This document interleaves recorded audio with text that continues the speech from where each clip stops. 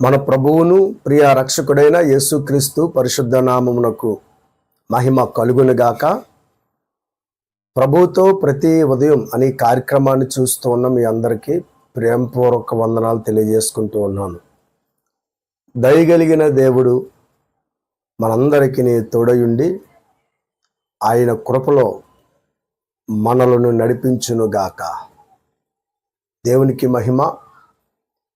ఈ ఉదయకాల సమయంలో పరిశుద్ధ గ్రంథములో నుండి భక్తుల యొక్క నిర్ణయాలు కొన్ని మాటలు మనం ధ్యానం చేయబోతున్నాం. పరిశుద్ధ గ్రంథములో దేవుని యందు విశ్వాసం ఉంచి భక్తి జీవితాన్ని కాపాడుకుంటూ నమ్మకంగా యథార్థంగా ముందుకు సాగిపోయే భక్తులు వారి జీవితంలో వారు తీసుకున్న నిర్ణయానుసారంగా వారి యొక్క దైనందిన జీవితాలు కొనసాగించుకునేవారు.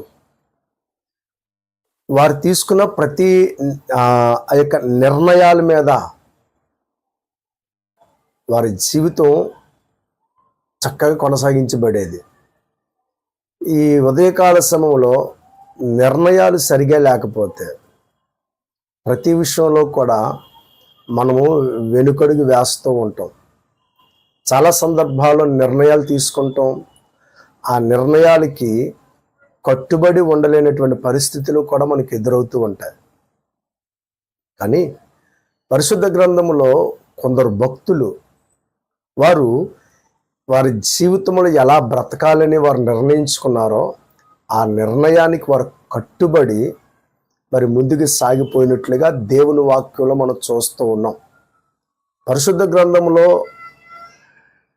యోబు యొక్క నిర్ణయాన్ని మనం చూసుకున్నట్లయితే యోబు తన యొక్క ఆత్మీయ జీవితంలో ఎంతో నమ్మకస్తుడు, పరిశుద్ధుడు, యథార్థపరుడని సాక్షాత్తు దేవుడే యోబు కోసం సాక్ష్యం ఇచ్చారు.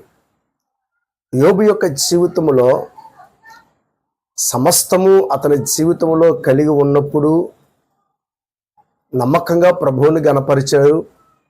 అలాగే అన్నీ కోల్పోయినప్పుడు కూడా నమ్మకంగానే ప్రభువుని గణపరిచారు. ఉన్నా లేకపోయినా దేవాది దేవుణ్ణి మాత్రం విడిచిపెట్టలేదు. అతడు ఆరోగ్యంగా ఉన్నప్పుడు, అనారోగ్య పీడితుడైనప్పుడు కూడా తాను దేవుని యందలి విశ్వాసాన్ని విసర్జించలేదు, విడిచిపెట్టలా. గల కారణం యోబు యొక్క నిర్ణయం అంత గొప్పది, అతడు తీసుకున్న తీర్మానం అంత గొప్పది. పరిశుద్ధ గ్రంథంలో యోబు గ్రంథం 13వ అధ్యాయం 15వ వాక్యాన్ని మనం చదువుకున్నట్లయితే చాలా చక్కగా అక్కడ రాయబడింది. 13వ అధ్యాయం 15వ వాక్యం, ఇదిగో ఆయన నన్ను చంపినను, నేను ఆయన కొరకు కనిపెట్టుచున్నాను. చూసారా, ఇదిగో ఆయన నన్ను చంపినను. చావైనా బ్రతుకైనా ప్రతికూలకరమైనటువంటి పరిస్థితులు ఎదురైనా ఏది ఏమైనా నేను ప్రభువుని విడిచిపెట్టే ప్రసక్తే లేదు. ఆయనకి ఒక క్షణమైనను ఆయన విడిచిపెట్టి మరి దూరంగా వెళ్ళిపోయే ప్రసక్తే లేదు, ఒక్క అడుగైనా వెనక్కి వేసే ప్రసక్తే లేదు అన్నట్టుగా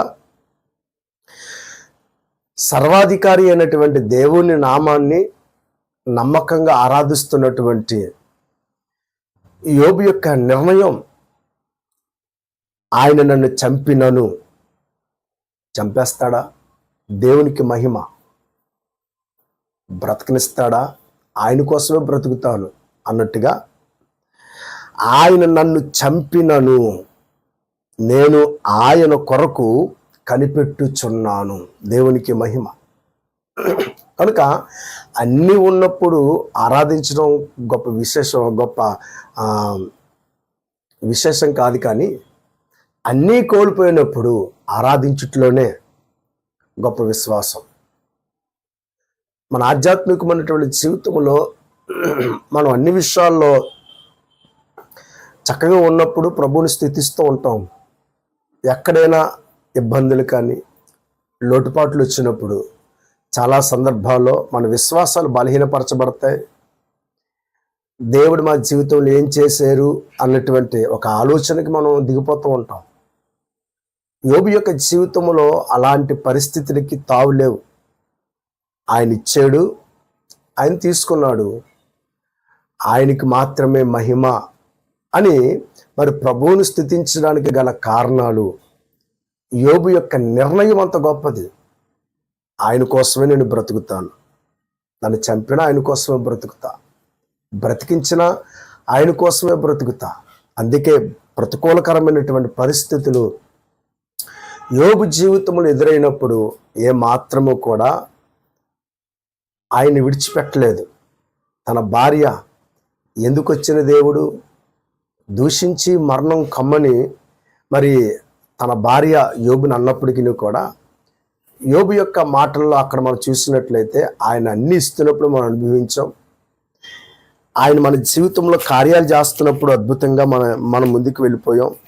సమస్యలు ఎదురైనాయని, ఇబ్బందులు వచ్చినాయని మరి ఆయన విడిచిపెట్టడం ధర్మమా? వాక్యం మనం చూసుకున్నట్లయితే 2వ అధ్యాయం 10వ వాక్యంలో ఈ రీతిగా రాయబడింది. అందుకు అతడు, మూర్ఖురాలు మాట్లాడినట్లు నువ్వు మాట్లాడుచున్నావు. మనము దేవుని వలన మేలు అనుభవించదుమా, కీడును మనము అనుభవింప తగదా అనెను. ఈ సంగతులలో ఏ విషయమందును యోబు నోటు మాటతోనైనను పాపము చేయలేదు. దేవుని ప్రియులారా, మరి భక్తుడైనటువంటి యోబు యొక్క నిర్ణయం ఏది ఏమైనా నా సర్వాధికారి అయిన దేవుణ్ణి విడిచిపెట్టేది లేదు. ఆయన విడిచిపెట్టను కనుక నన్ను చంపినను నేను ఆయన కోసమే కనిపెడతాను. ఈ ఉదయకాల సమయంలో మరి మన సంగతి, ఎన్నో ప్రతికూలతలు ఎదురవచ్చు. ఒక్కొక్కసారి అనారోగ్యాలు, ఒక్కొక్కసారి అప్పులు, ఒక్కొక్కసారి ఏం చేయాలో తోచని పరిస్థితులు, ఆటంకాలు. అనేకమైన సార్లు మనం ముందుకు వెళ్ళిపోతుంటే ద్వారాలన్నీ మూయబడేటువంటి పరిస్థితులు ఎదురవుతాయి. కనుక ఈ పరిస్థితులు ఎలా ఉన్నప్పటికీ కూడా ఒక అద్భుతమైనటువంటి నిర్ణయానికి మనం రావాలి. పరిస్థితులు ఎలా ఉన్నా సర్వాధికారి అయిన ప్రభుని ఏమాత్రము కూడా నేను విడిచిపెట్టే ప్రసక్తే లేదు అన్నట్టుగా మన యొక్క విశ్వాసాన్ని మనం దృఢపరుచుకోవాలి. నా జీవితంలో అధికమైనటువంటి మేలులు చేస్తూ ఉన్న దేవుడు ఇప్పుడు తుఫాను లాంటి ఆటంకాలు ఎదురైనప్పటికీ కూడా తుఫాను 1-2 రోజులు ఉంటుంది.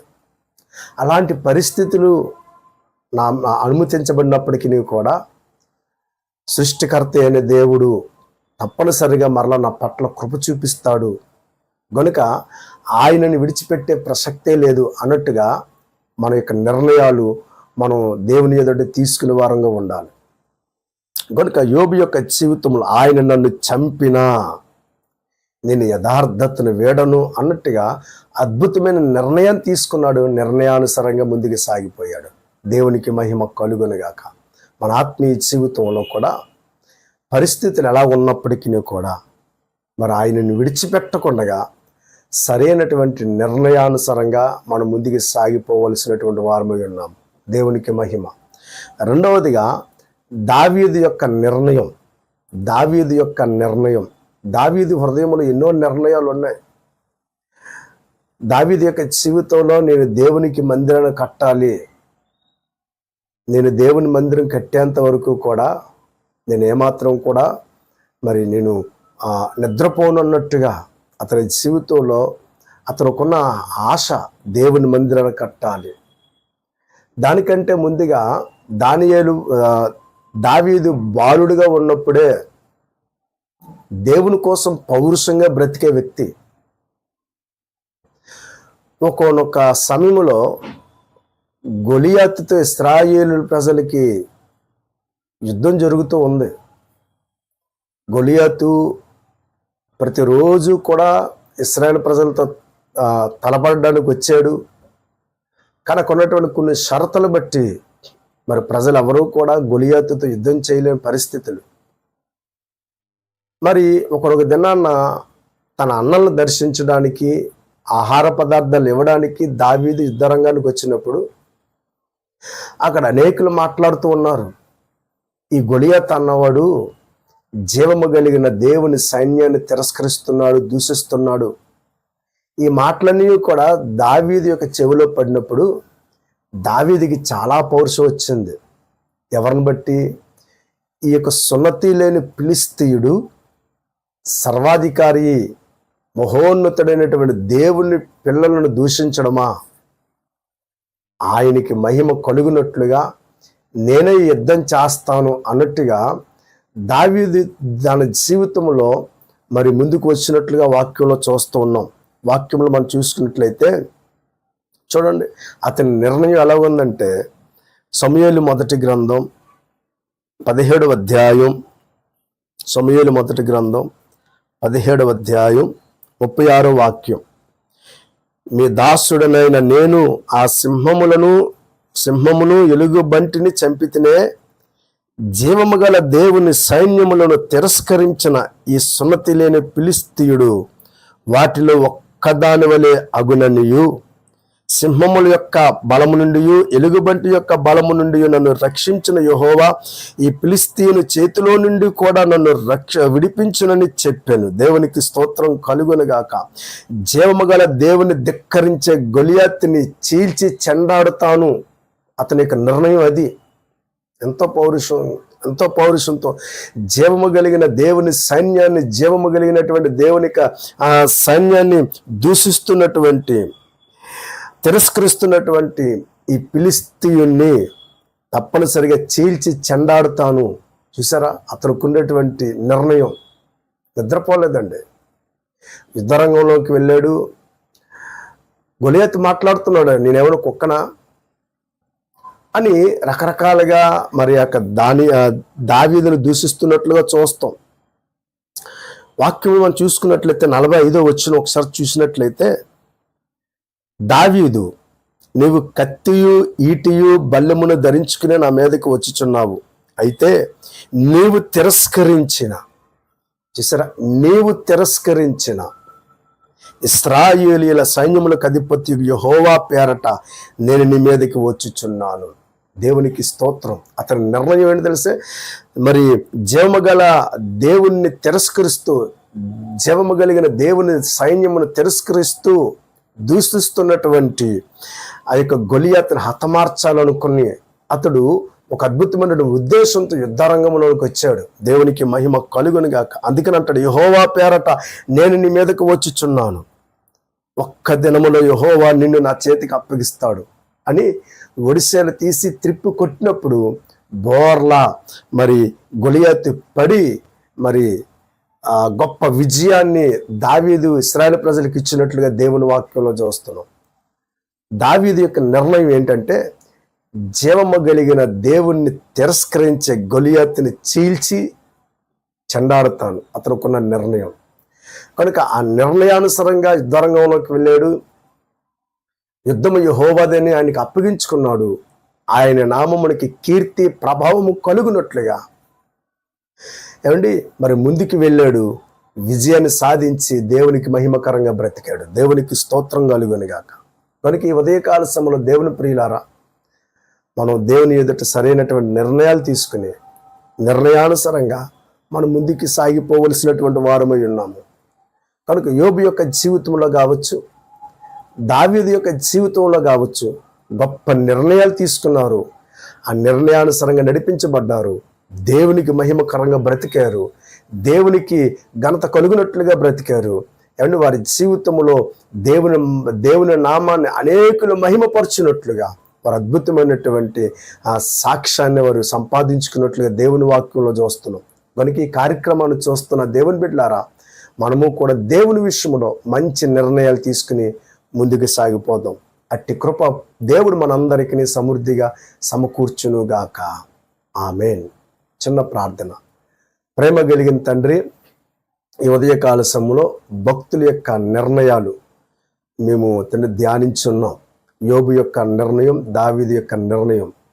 నీకు ఘనతకరంగా వారు జీవించారు. వారి నిర్ణయానుసారంగా మరి ముందుకు సాగిపోయారు. మా ఆత్మీయ జీవితంలో కూడా నీ కొరకు నమ్మకంగా బ్రతుకున్నట్లుగా నిర్ణయాలు తీసుకుని మరి చక్కగా భక్తి జీవితాన్ని మేము అవలంబించడానికి సహాయం చేయండి, కృప చూపండి. ఈ కార్యక్రమాన్ని చూస్తున్న బిడ్డలందరినీ ఆశీర్వదించండి. యేసు నామము ద్వారా ప్రార్థన అడుగుచున్నాము తండ్రి. ఆమెన్. God bless you.